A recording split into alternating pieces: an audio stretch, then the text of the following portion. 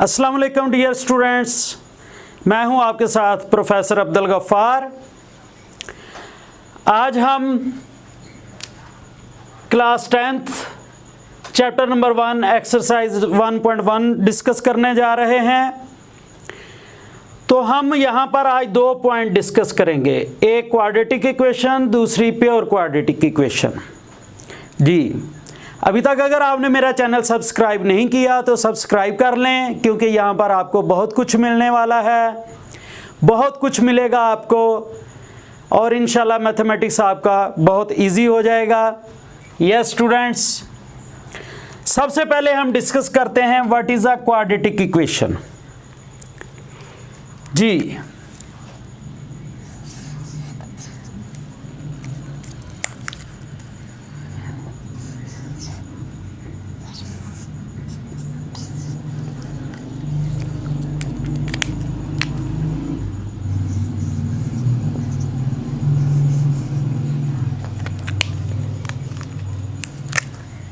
ये मुख्तलिफ कलर्स के मार्कर मैं इसलिए इस्तेमाल कर रहा हूँ ताकि आपको अच्छे तरीके से अंदाज़ा हो जाए।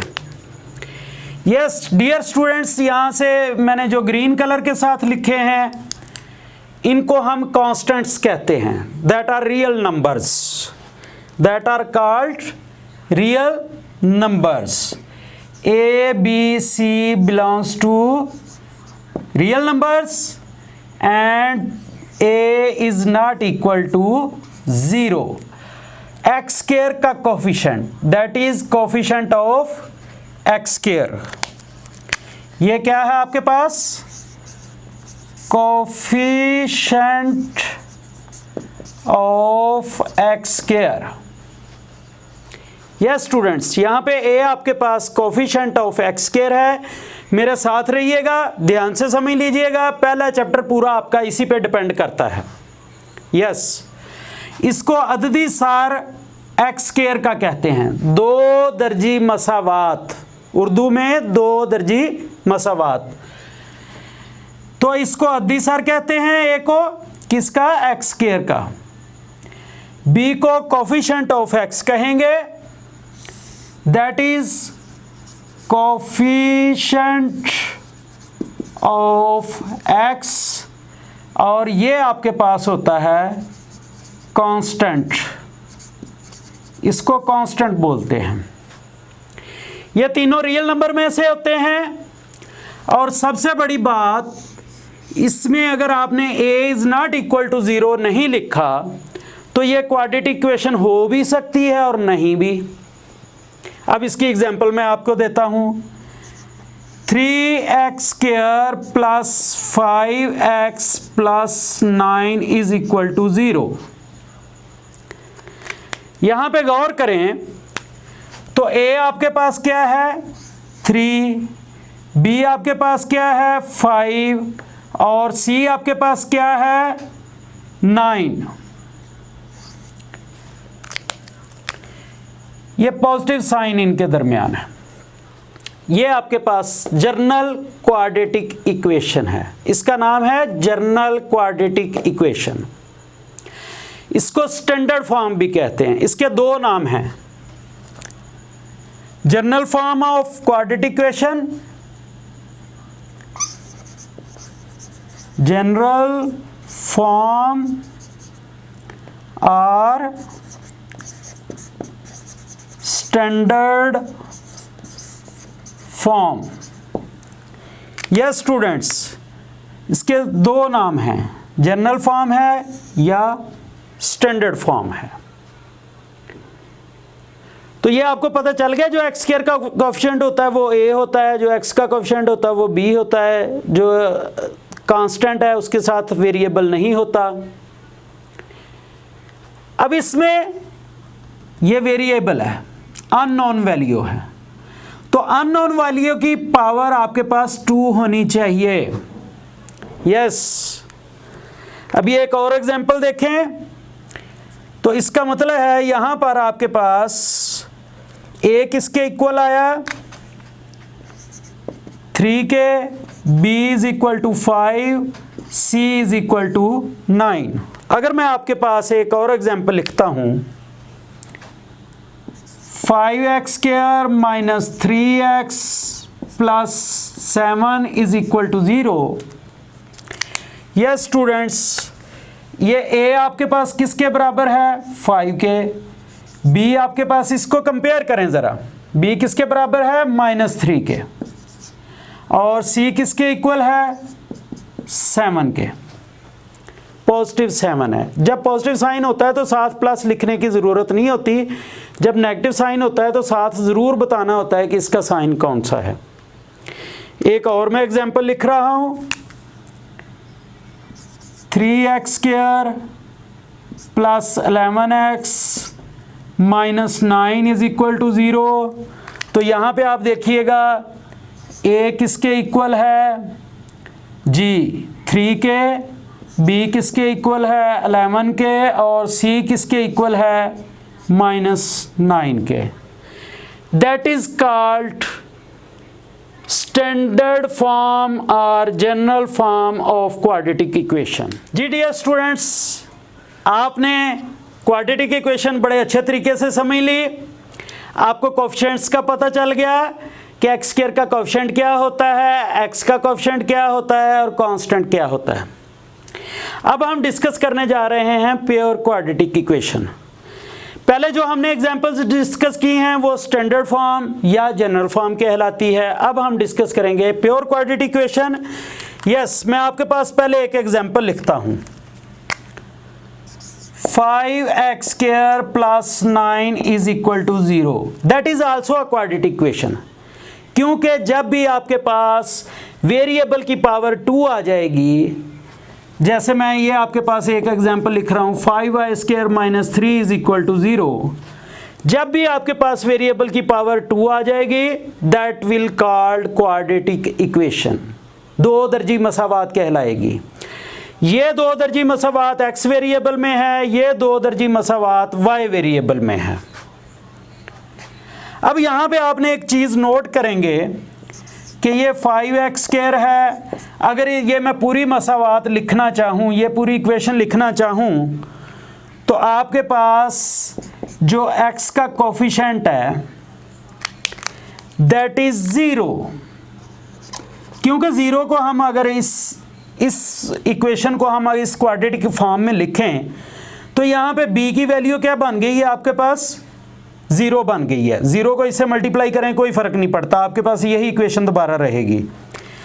यस स्टूडेंट्स, यहाँ आपके पास a किसके इक्वल है? 5 के, c किसके इक्वल है? +9 के, जबकि b इज इक्वल टू 0 आ गया है। जब आपके पास b किसी इक्वेशन में 0 आ जाए, या आसान लफ्ज़ों में ये समझ लें जिसमें x वेरिएबल मौजूद ही ना हो, साज़ार है उसका कोएफिशिएंट 0 हो जाएगा, तो फिर वो इक्वेशन प्योर क्वाड्रेटिक इक्वेशन कहलाएगी। Yes, that is a pure quadratic equation. इसी तरीके से ये इक्वेशन भी देखें, इसको अगर मैं लिखूँ तो ऐसे लिख सकता हूँ, 5y square plus 0 into x minus 3 is equal to 0। तो इसमें आप नोट करें, a की वैल्यू 5 है, b की वैल्यू आपके पास 0 है और c की वैल्यू -3 है। ये देखें b की वैल्यू क्या आ गई है? 0 आ गई है। जी स्टूडेंट्स, जब भी आपकी b की वैल्यू 0 आ जाएगी, that equation will called pure quadratic equation. तो ये स्टैंडर्ड फॉर्म है या जर्नल फॉर्म है?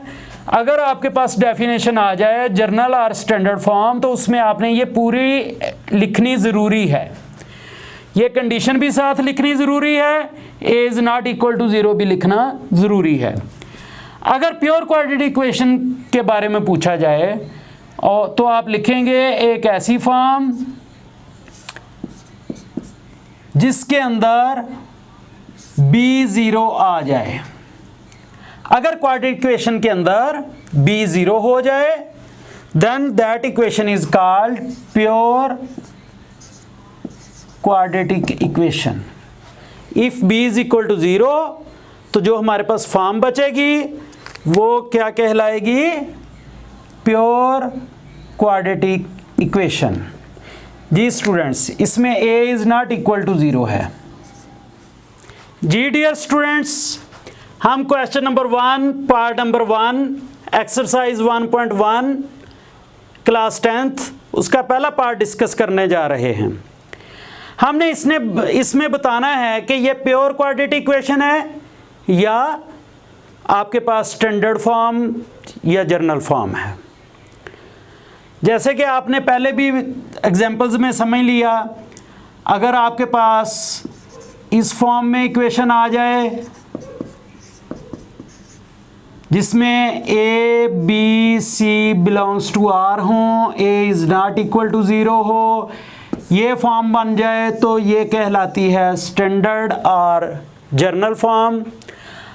इफ़ अगर b इज़ इक्वल टू 0 आ जाए तो आपके पास जो फॉर्म बचेगी वो कुछ इस शेप में बचेगी, that is called pure quadratic equation. तो अब हमने इसको सॉल्व करना है। अलजेब्रा की सिंप्लीफिकेशन आप 6, 7, 8, 9 सब क्लासेस में सीखते हैं। अगर आपका अलजेब्रा वीक है तो हमारा एक बाकायदा तौर पर अलजेब्रा पर एक ऐसा लेक्चर्स आ रहे हैं, एक ऐसे लेक्चर्स का मजमुआ आ रहा है। अगर आप जितने भी वीक हैं अलजेब्रा में, हम आपको प्रैक्टिकल लाइफ में सिखाएंगे कि अलजेब्रा क्या है। बड़ी दिलचस्प बात है। अगर आपको हम बाजार में खड़े होकर समझा दें कि व्हाट इज़ अलजेब्रा, किसी शॉप में खड़े होकर बता दें व्हाट इज़ अलजेब्रा, तो इंशाल्लाह मेरे साथ टच रहिएगा, आपको हम सिखाएंगे कि अलजेब्रा क्या है। यस तो डियर स्टूडेंट्स, इसको हम सिंप्लीफाई करेंगे। पहले x इन दोनों से मल्टीप्लाई होगा, x जब x से मल्टीप्लाई होगा तो ये आपके पास आएगा x स्क्वायर, x को -3 से करेंगे -3x, प्लस 7 को x से मल्टीप्लाई करेंगे तो that is 7x, plus minus minus जी प्लस माइनस माइनस 7 3 ज़ा 21 इज इक्वल टू -7। ये दोनों लाइक टर्म्स हैं। लाइक टर्म्स क्या होती हैं? जो एक जैसी हों। Yes students, -3 plus 7 that is plus 4x that is -21। इस -7 को जब हम लेफ्ट साइड पर लेकर आएंगे तो इसका साइन चेंज हो जाएगा। अब ये इक्वल टू 0 होगा। x square plus 4x -21 plus 7। Yes students, -21 plus 7। जब भी आपके पास दो मुख्तलिफ साइन हों, बड़ी वैल्यू को ऊपर लिख लें, छोटी को नीचे लिख लें। दोनों मुख्तलिफ साइन हों, अगर ये दोनों अपोजिट साइन हों, अपोजिट साइन क्या है? अपोजिट साइन, मुख्तलिफ अलामतें हों, बड़ी वैल्यू में से छोटी वैल्यू को माइनस कर दें। जी ये 14 आ गया माइनस करने से, और बड़ी वैल्यू का साइन इसके साथ लगा दें। यस स्टूडेंट्स, तो ये आपके पास आ गया -14 इज इक्वल टू 0। अब इसको हम जर्नल फॉर्म के साथ कंपेयर करेंगे। जब इसको हम जर्नल फॉर्म लिखकर उसके साथ कंपेयर करेंगे तो x स्क्वायर का कोएफिशिएंट क्या है आपके पास? कुछ भी नहीं लिखा हुआ। जिसके साथ कुछ भी नहीं होता वो 1 मल्टीप्लाई हो रहा होता है। तो आपके पास a इज इक्वल टू 1 है, b इज इक्वल टू +4 है, c इज इक्वल टू -14 है। यस स्टूडेंट्स, अब इसमें आपके पास b मौजूद है। जब b आपके पास मौजूद है तो इसको कौन सी फॉर्म कहेंगे? स्टैंडर्ड और जनरल फॉर्म। यस स्टूडेंट्स, अभी एक और एग्जांपल डिस्कस करते हैं। जी डियर स्टूडेंट्स, हम अब क्वेश्चन नंबर 2 डिस्कस करने जा रहे हैं। इनके डिनोमिनेटर में नीचे आपके पास क्या है, ए के नीचे 3 है, ए के नीचे 7 है, तो इसके नीचे क्या है, 1 है। अब इन तीनों का आप एलसीएम ले लें, 3, 7 और 1 का। यस, 3 1 जा 3, 7 1 जा 7। अगर आपको एलसीएम लेना नहीं आता तो हमारे अलजबरा के कोर्स में हमारे साथ रहिएगा। उसके लिए हमारा चैनल सब्सक्राइब कर लें ताकि आपको अलजबरा के बारे में अच्छे तरीके से पता चल सके। जी, इन सब को मल्टीप्लाई कर दें, जो आपके पास इधर वैल्यूज़ आ गई हैं। 3 7 जा 21। ये जो आपके पास एलसीएम आया है, इसको इन तीनों टर्म्स के साथ मल्टीप्लाई कर दें। 21 को मल्टीप्लाई किया x² + 4/3 के साथ, इसी तरीके से 21 को मल्टीप्लाई किया x/7 के साथ, 21 को मल्टीप्लाई किया 1 के साथ। 3 1 जा 3, 7 जा 7, 1 जा 7, 3 जा। तो ये आपके पास आ गया 7 × x² + 4। यहाँ पे आपके पास -3x बच गया, 3x के साथ मल्टीप्लाई हो जाएगा, ये 21 जा 21 होता है। 7 इन दोनों से मल्टीप्लाई होगा, -3 से मल्टीप्लाई होगा, पॉजिटिव 21 है, लेफ्ट साइड पर आकर -21 हो जाएगा। अब आप लाइक टर्म्स को इकट्ठा कर लें, 7x², ये अब x वाली टर्म आएगी, -3x। अब कांस्टेंट इकट्ठे कर लेंगे हम। ये जो हम एक जैसी टर्म्स इकट्ठी कर लेते हैं, इनको लाइक टर्म्स कहते हैं, एक जैसी टर्म्स।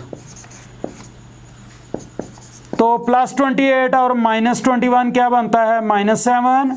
इसमें भी देखें आपके पास b0 नहीं आया, आपके पास x वेरिएबल मौजूद है, इसका कोएफिशिएंट 0 नहीं है, इसका कोएफिशिएंट 0 नहीं है। तो ये कौन सी फॉर्म है, स्टैंडर्ड फॉर्म और जनरल फॉर्म।